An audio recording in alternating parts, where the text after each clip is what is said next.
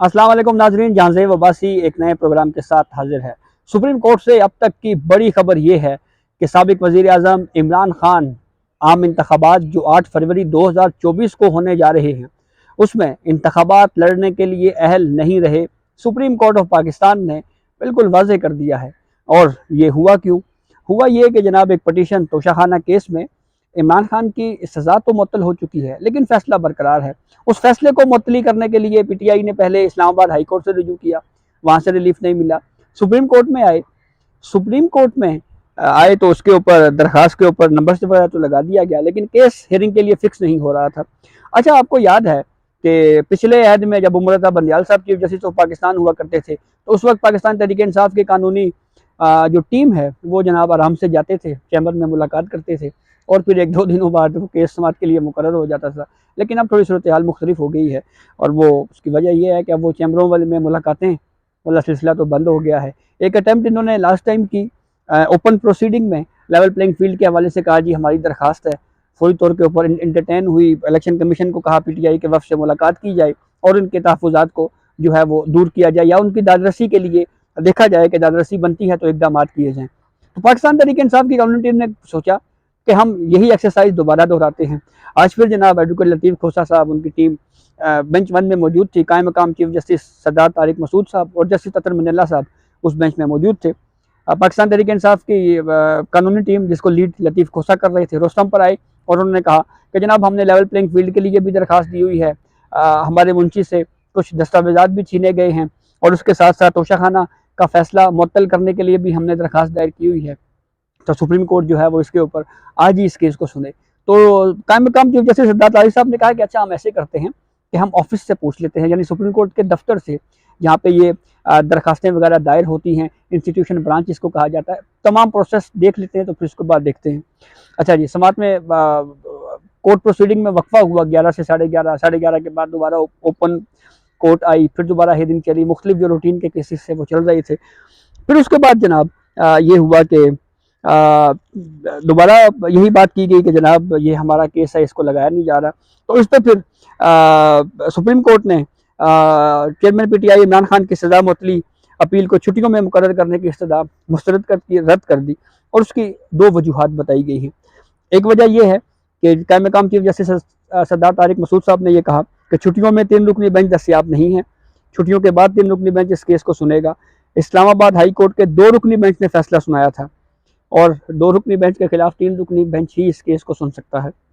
Justice अतर मिनल्ला साहब ने कहा कि अगर हम इमरान खान की दरखास्त मुकर्रर कर भी दें तो उससे कोई फ़ायदा नहीं होगा, हाई कोर्ट का फैसला मुअत्तल कर दिया जाए तो भी फ़ायदा नहीं होगा। उसकी वजह यह है कि तोशाखाना में सज़ा के खिलाफ जो अपील है वो अभी ज़ेर इल्तवा है। यानी इनडायरेक्ट एक तरह से कोर्ट ने यह कहा कि अगर हम यहाँ से फैसला जो है वो अगर हम मुअत्तल कर भी दें, पता लगे सज़ा बहाल हो गई है, तो शायद वो कहना ये चाह रहे थे। अच्छा जी, फिर उसके बाद जस्टिस अतर मिनल्ला साहब ने मजीद कहा कि अपील ज़ेर इल्तवा हो तो सज़ा मुअत्तल होने की मिसाल नहीं मिलती। फिर उसके बाद वकील शहबाज खोसा साहब ने यह कहा कि इस्तदा है कि इमरान खान का केस 30 दिसंबर से पहले पहले मुकर्रर किया जाए। अब ये 30 दिसंबर का क्यों जिक्र किया, यह मैं आखिर में आपको बताऊंगा। फिर उसके बाद उन्होंने ये भी कहा शहबाज खोसा ने कि इस हफ्ते जजेस दस्तियाब नहीं हैं। जब जस्टिस सरदार तारिक मसूद साहब ने कहा तो उसके ऊपर शहबाज खोसा ने यह कहा कि जो भी दस्तियाब जजेस हैं वो इस केस को सुन लें। इस पर जस्टिस सरदार तारिक मसूद साहब ने यह कहा कि मैं इस हफ्ते चैम्बर वर्क करना था। जस्टिस अतर मिनल्ला साहब ने भी अपनी छुट्टियां ख़त्म की।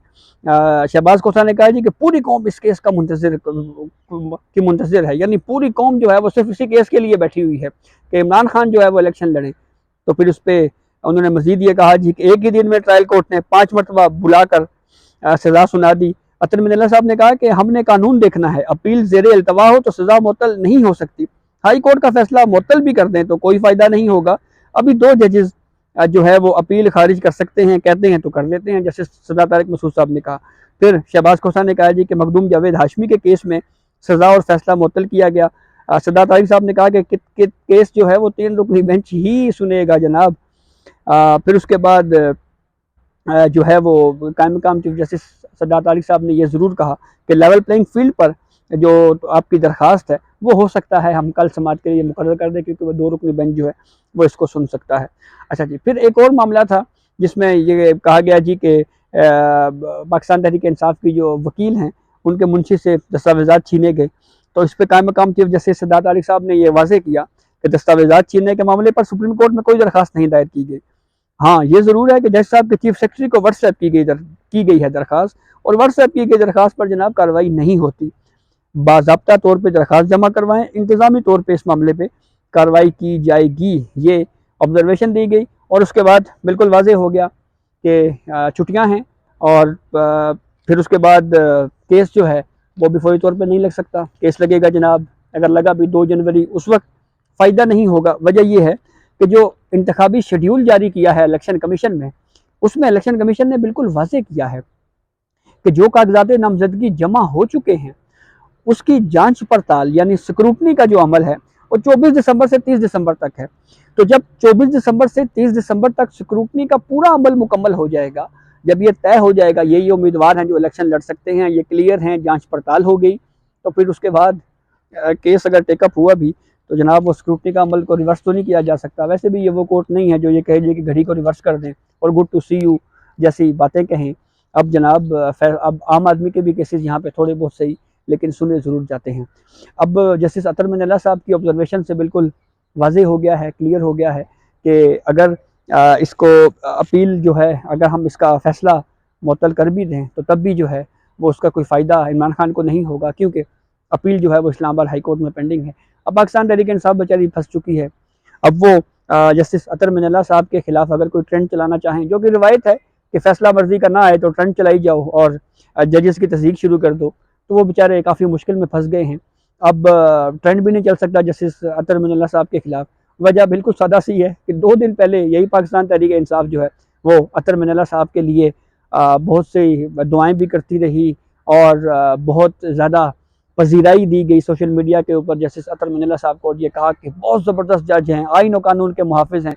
तो 1 या 2 दिन के बाद वो यू टर्न लें तो बहरहाल पीटीआई है, कुछ भी कर सकती है। लेकिन ज़रा अच्छा नहीं लगेगा कि आपने 2 दिन पहले ही जो है वो ये कहा जी कि ये बड़े अच्छे जज हैं, आइन और कानून के मुहाफ़िज़ हैं। जज ही सिर्फ एक है इस मुल्क में या सुप्रीम कोर्ट में, तो अब दोबारा जो है वो आपको रिलीफ नहीं मिला तो अब दोबारा शुरू हो जाएं, तो ये भी बहरहाल कोई नामुनासिब सी बात ही है। तो अब बिल्कुल क्लियर हो गया है कि इमरान खान जो हैं वो इंतखाबात नहीं लड़ सकते, नाअहल होंगे। हाँ, बाद में अगर हाई कोर्ट से फ़ैसला फ़र्ज़ करें खिलाफ आता है, सुप्रीम कोर्ट में तोशाखाना केस में अगर बरी कर दिया जाता है, जो कि मुमकिन तौर पे अगर अच्छे आर्गूमेंट्स किए गए तो बरी भी हो सकते हैं इमरान खान। और ये भी कहा जा रहा है कि केस में भी कोई बहुत ज़्यादा जो है वो उस तरह से जो जिस तरह से कंप्लेंट इनिशिएट की गई, ट्रायल कोर्ट में भी यही आर्गूमेंट पीटीआई का था, तो उसमें भी काफ़ी ज़्यादा सुकम मौजूद हैं। तो अभी तो फ़िलहाल सूरत हाल क्लियर हो गई है, इमरान खान जो है वो जनाब इलेक्शन के लिए अहल नहीं रहे, सुप्रीम कोर्ट ने भी फ़ैसला दे दिया है। तो ये अब तक की अपडेट थी जिससे हमने आपको आगाह किया। बहुत शुक्रिया।